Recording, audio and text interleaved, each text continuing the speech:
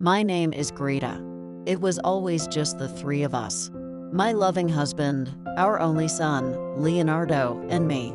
Leonardo grew up to be a very grounded and trustworthy individual. At work, both his superiors and subordinates held him in high esteem, and it seemed like he enjoyed his daily life.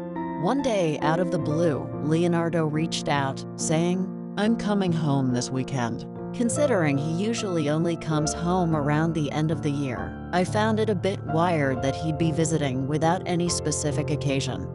He arrived on Saturday afternoon, and for dinner, the three of us went to our favorite local pizza joint.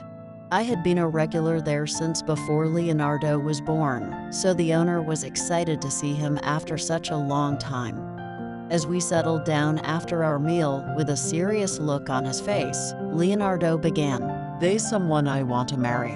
I was so taken aback that I nearly spat out the tea I was drinking. "You never mentioned you had a girlfriend before," I managed to say, coughing a bit. Feeling a bit embarrassed, Leonardo looked down and hesitated. I was just too shy to talk about it. Although I felt there was something off, I brushed it off, thinking, he's just being modest. Then I congratulated him. "That's wonderful news," and immediately bombarded him with questions. "Where did you meet her? How old is she? What does she do for a living?" Leonardo, somewhat overwhelmed, and responded, "Whoa, slow down. I'll tell you everything. Just give me a moment." There was a hint of hesitancy in his demeanor. Noticing this, my husband gently said, "Leonardo, it's okay. Just take your time and tell us." Leonardo began, taking a deep breath, as if bracing himself. The woman he had fallen for had lost both her parents and had no immediate family. She was the same age as him, and they met at an upscale bar Leonardo was taken to by his boss. Being relatively new to the establishment, her service was a bit hesitant. However, her manner was incredibly polite, and she spoke with a maturity that made it hard to believe she was his age. Furthermore, discovering they shared the same hobbies made Leonardo feel like they were fated to meet. As they got to know each other during his business trip, they were drawn to one another. Leonardo took the initiative to confess his feelings, and they began dating. After 2 years of being together, and with marriage already on their minds, they discovered she was pregnant. Leonardo then revealed that next year he was slated to return to our hometown as an assistant manager. Given this, they had decided to register their marriage and settle here. He also mentioned that she was with him that day, visiting his grandparents' grave, and that they planned to spend the night together at a hotel where she was waiting. All this information came at me so rapidly that I struggled to process it all. While I was genuinely thrilled at the idea of Leonardo coming back and his impressive promotion to assistant branch manager at such a young age, the news that my beloved son had a girlfriend and that she was pregnant was too much to take in immediately. I blurted out, I don't know if I can accept this right now." Leonardo, typically calm and composed, responded with a hint of sharpness in his voice. "Why? Because she works at a bar." Observing the tension, my husband chimed in. "Leonardo, I don't think your mother is too concerned about the fact that she works at a bar," he said with a chuckle. "That's where I met your mom." Leonardo's eyes widened in surprise. "Wait, what?" He was left utterly speechless. My husband turned to me, saying, "Hey Greta, she's the one Leonardo's chosen. She must be a good woman. Doesn't it remind you of when we got together? I want to accept her into our family." Yes, Leonardo's situation with his girlfriend was similar to when my husband and I decided to marry. I had been orphaned at a young age and had no relatives. As my husband mentioned, we met in a bar. After dating for 2 years, I discovered I was pregnant. Thankfully, my foster parents were very kind to me. They welcomed me as part of the family with open arms. They treated me as their own daughter until they passed away. So I had resolved to accept whomever Leonardo brought home. However, when faced with the reality, I found it hard to instantly accept her. Part of me was shocked at my own feelings. Perhaps I felt that a stranger was taking away my precious son. After a heavy silence, probably trying to lighten the mood, my husband asked, Leonardo, do you have a picture of her? Leonardo replied with a bright smile, "Yeah, she's really beautiful. You both will be amazed," and showed a picture from his phone. My husband exclaimed, Well, she's gorgeous. But Greta, you're still number one. He then handed the phone to me. At first, I hesitated to look, but curiosity got the better of me. I saw a long-haired, gentle-looking woman with a shy smile. The photo, seemingly taken before she went to work at a club, had a natural makeup look. Even from a woman's perspective, she seemed lovely. I thought, I can see why Leonardo chose her. But as I looked again, a sense of familiarity struck me. I delved deeper into the image, and there, along with her, was something utterly shocking. I gasped, "No way." Both my husband and Leonardo were taken aback, asking, What's wrong? Trying to compose myself, I said, "I just need to use the restroom," and left the table. I tried to calm my emotions in the restroom before returning to my seat. I told Leonardo, "Leonardo, please bring her home tomorrow." He looked shocked but replied, Really? Thank you. I'll call her right now. He stepped outside the restaurant to phone her, and it was decided she would come over the next day. After leaving the restaurant, Leonardo headed to the hotel where his girlfriend was waiting. My husband and I went home, and he took his usual bath. We watched TV together and chatted about small things before he headed to our bedroom to sleep. I, however, couldn't sleep and found myself flipping through old photo albums in the living room. There were pictures of our son crying during his first time at a pool, our wedding, and one hidden photo in the back pocket of the album. As I focused on that particular photo, my husband, who had been in the bedroom, asked, Can't you sleep? and sat down beside me. I started telling him a story from my past. I had lost my parents in an accident when I was young, and having no other relatives, was placed in a foster home.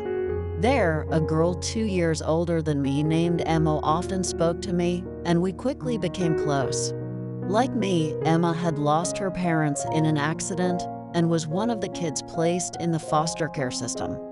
We bonded over our similar situations and grew up in the foster home like sisters. While we had our disagreements, Emma was my rock and felt like family. She left the foster home when she turned 18. Even after her departure, I would call Emma about every little thing. Though she had already started working and must have been busy, she always picked up my calls and would spend hours listening to me. On the day I turned 18 and was set to leave the foster home, Emma came to celebrate with me. She took me to a particular restaurant as a treat. It was the same restaurant where my family and I dined today. The owner was one of the few who knew about Emma. After leaving the foster home, I quickly found a job, and Emma and I kept in touch almost daily, spending our days off together. But then the company I worked for went bankrupt. It was during an economic downturn, and finding a new job became a challenge. Eventually, out of necessity, I took a job at a bar. Having never worked in the service industry before, I struggled and often cried through the days filled with unfamiliar tasks. However, Emma always worried about me and sent me emails or called every day. Thankfully, both the customers and my colleagues at the bar were kind. In the midst of my struggles, one customer who walked in was my future husband. Brought in by his boss, he sat next to me, looking quite nervous. At first, we didn't know what to talk about, but when we stumbled upon our mutual love for baseball, our conversation took off. After that, he started coming to the bar on his own, and a few months later, he confessed his feelings to me. Of course, I accepted right away and told Emma about it. Emma was overjoyed for me. Coincidentally, around the same time, she had been introduced to the owner of a transport company by one of her colleagues, and they had hit it off immediately. She began dating him, so we both shared our happiness. Although having boyfriends meant that Emma and I spent less time together, we always stayed in touch. Both of us get married after 2 years of dating our respective partners. Emma and I got pregnant around the same time. She gave birth to a daughter first. 3 months later, I gave birth to Leonardo, and Emma, holding her daughter, rushed to visit me. With both of us navigating the challenges of new motherhood, we couldn't meet up often. Moreover, due to my husband's transfer to a different region, our main mode of communication became phone calls. One day, Emma jokingly mentioned over the phone, "You know, I feel like we might even die together." and we both laughed at the thought. However, that prediction never came to pass. While I lived a happy life with my husband and Leonardo, Emma's life took a downturn. The economic recession affected her husband's company, and it went bankrupt. Due to various circumstances, Emma had to get a divorce. Though I wasn't fully aware of the specifics, I knew her 7-year-old daughter was taken in by her ex-husband. Knowing how much Emma adored her daughter, I entrusted Leonardo to my mother and rushed to be by Emma's side. Emma, though having lost a bit of weight, greeted me with her usual bright smile.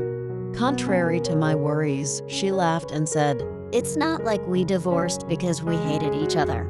Besides, I can still see my daughter whenever I want." but she didn't say more on the topic. As I was leaving, I told her, "You can reach out anytime, even if it's about nothing," to which she responded with her typical cheerful demeanor. Yes, I'll get in touch. Don't worry." That turned out to be the last direct conversation we had. We continued to exchange emails, but whenever I called, she'd say she was too busy with work to chat. When my husband got another transfer, we moved back to our hometown. I immediately emailed Emma to inform her. However, there was no response, and she didn't pick up the phone. I went to her apartment, but she didn't answer the door. Filled with an ominous feeling but not having the contact of her ex-husband, I spent days in anguish. One day, I felt something wrong with my body. Upon visiting the hospital, I learned that I had a condition requiring a hysterectomy. After having Leonardo, I had struggled to conceive a second child, and this news crushed my hopes, leaving me deeply distressed. During my hospital stay, I heard a familiar voice say, "Greta." To my surprise, it was the owner of our favorite pizzeria. He was there visiting a friend. He expressed concern for my health, then hesitated before saying, "You know, Emma had the same illness. It's so tragic. She was so young and left her daughter behind." I was at a complete loss for words, not comprehending what he just said. "You didn't know?" He looked genuinely surprised. "Given how close you two were, I just assumed. I'm sorry for overstepping. When you're better, come to the pizzeria. It's not really an apology, but I'll treat you to a meal. Get well soon." Then he left.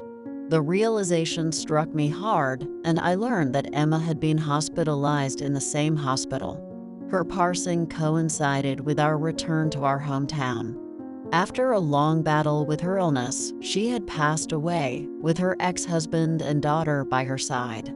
Hearing this, I was devastated and couldn't accept the truth, keeping it to myself for a long time. Time went on, and while I was concerned about Emma's daughter, I tried not to bring her up in conversations with my husband. However, today, when Leonardo showed me a picture, I noticed a photo of Emma behind his girlfriend. I told my husband about this surprising discovery. Listening to my story, he was silent, and before I knew it, tears streamed down his face. "Emma must have wanted to bring you two together," he said without elaborating further. He embraced me, and in front of a photo I had taken with Emma, we both cried. The next day, with a lighter heart, I waited for Leonardo and his girlfriend. Soon, I heard Leonardo's cheerful voice, "I'm back," followed by a modest, "Excuse me for the intrusion." Unable to contain myself, I rushed over and embraced his girlfriend without a second thought. Confused by the sudden outpouring of emotion, the young couple just stood there, startled. "I've wanted to see you for so long." "It was Emma who brought us together," I said it, holding her tightly. Tears filled her eyes as she responded, "Could it be? Are you Greta, my mother's best friend?" She hugged me back. Leonardo, unable to understand the sudden display of emotions, looked puzzled. My husband, watching this scene, had tears in his eyes, yet he was laughing. Hey, I'm feeling left out here. Leonardo's voice interrupted our moment, making both of us laugh. Sorry, I said, and hand in hand, we moved to the living room, dragging a slightly disgruntled Leonardo along. The girlfriend's name was Julia, and she bore a striking resemblance to Emma. Julia told me she had heard stories about me from Emma since she was young.